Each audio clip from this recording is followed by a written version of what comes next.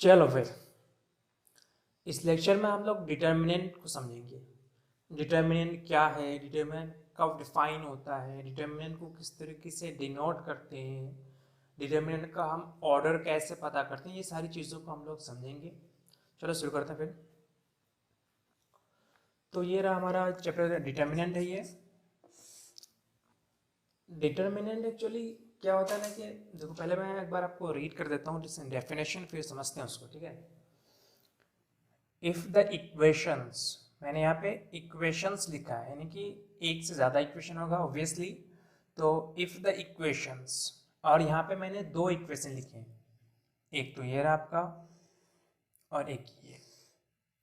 यहाँ पे मैंने लिखा a1x plus b1 is equal to 0, and यहाँ लिखा a2x plus b2 is equal to 0 if the equation, यानी कि दोनों इक्वेशन की बात कर रहे हैं हम, are satisfied by the same value of x।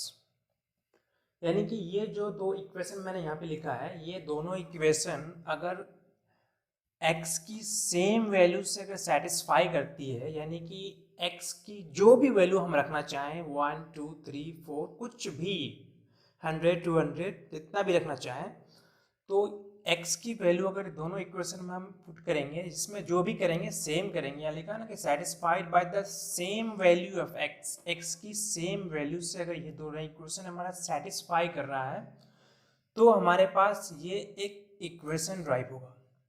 अब ये कैसे होगा, ये एक्चुअली ये इक्वेशन जो मैंने लिखा है, ये आपको होगा जब ये दोनों इक्वेशन में एक वेरिएबल है, तो वहां से अगर आप x को इलिमिनेट करना चाहोगे ना, तो आपका ये वाला इक्वेशन ड्राइव हो जाएगा। इलिमिनेट करना तो आता है ना, और अगर नहीं आता है इन केस, तो मैं तो कहूँगा कि डूब के मर जाओ। लेकिन बात ऐसी है कि बेशरम भी तो बहुत होते हैं बच्चे, नहीं मरेंगे। तो चलो, मैं उसको जो है, अगर इसको एलिमिनेट करना नहीं आता तो उसके लिए मैं जो हमारा शॉर्ट ट्रिक्स वाले हैं ना, उसमें मैं एलिमिनेशन कैसे करता हूँ उसको बताऊंगा। अभी तो इतना टाइम नहीं मिलता, फिर भी एलिमिनेट करते कैसे हैं।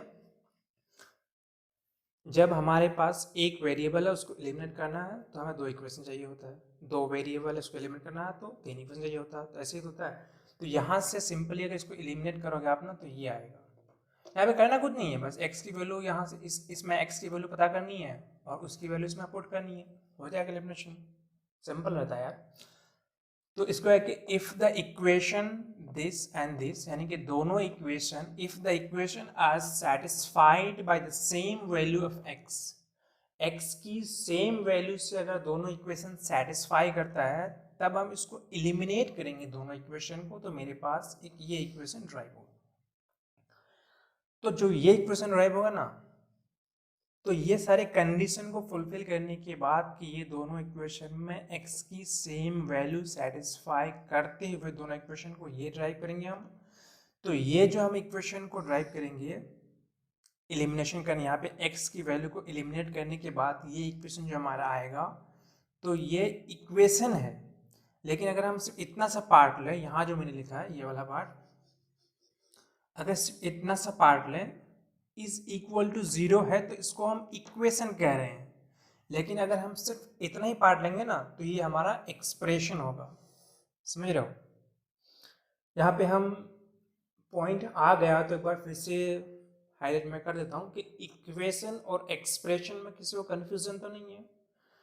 इक्वेशन जैसे कि दिस इज इक्वल टू 0, तो ये इक्वल टू है, तो ये इक्वेशन है। a1 b2 minus a2 b1, यहाँ पे इज इक्वल टू के साथ जीरो नहीं है, सिर्फ ये एक्स को जब इज इक्वल टू के साथ जीरो नहीं है, तो इसको हम लोग एक्सप्रेशन कहेंगे। क्लियर है? चलो आगे बढ़ते हैं। तो ये जो एक्सप्रेशन हमारा आएगा, ये इसी एक्सप्रेशन को हम लोग क्या कहेंगे, is known as a determinant. इसको डिटर्मिनेंट कर देंगे, इस एक्सप्रेशन को डिटर्मिनेंट कहेंगे, ना कि इक्वेशन को। हमेशा ध्यान में रखना, चीज़ों को बारीकी से समझते हुए चलना है। फिर ऐसा नहीं कहना कि सर तो बताए थे कि इज इक्वल के साथ जीरो था और वही डिटर्मिनेंट नहीं, वो डिटर्मिनेंट नहीं है, वो इक्वेशन हमारा ड्राइव हुआ है। लेकिन जो हमारा ये एक्सप्रेशन है, ये डिटर्मिनेंट है। इतना is known as a determinant. यहाँ पे determinant of second order, determinant of third order, determinant of fourth order, इसी तरह से कंटिन्यूसली चलता रहेगा। तो यहाँ तक तो बात हो गई कि इस एक्सप्रेशन को ही डिटर्मिनेंट कहेंगे, और डिटर्मिनेंट कहेंगे ऑफ सेकेंड ऑर्डर। ये सेकेंड ऑर्डर का डिटर्मिनेंट है। क्लियर है यहाँ तक? और इसको डिनोट कैसे करते हैं, तो इसको डिनोटेड बाय, इसको इस तरीके से डिनोट करते हैं। ऐसे लिखा हुआ है, ये रो एक लाइन ऐसे दिया हुआ है, एक लाइन यहाँ दिया हुआ है, उसके बीच में लिखा हुआ है A1 B1 A2 B2।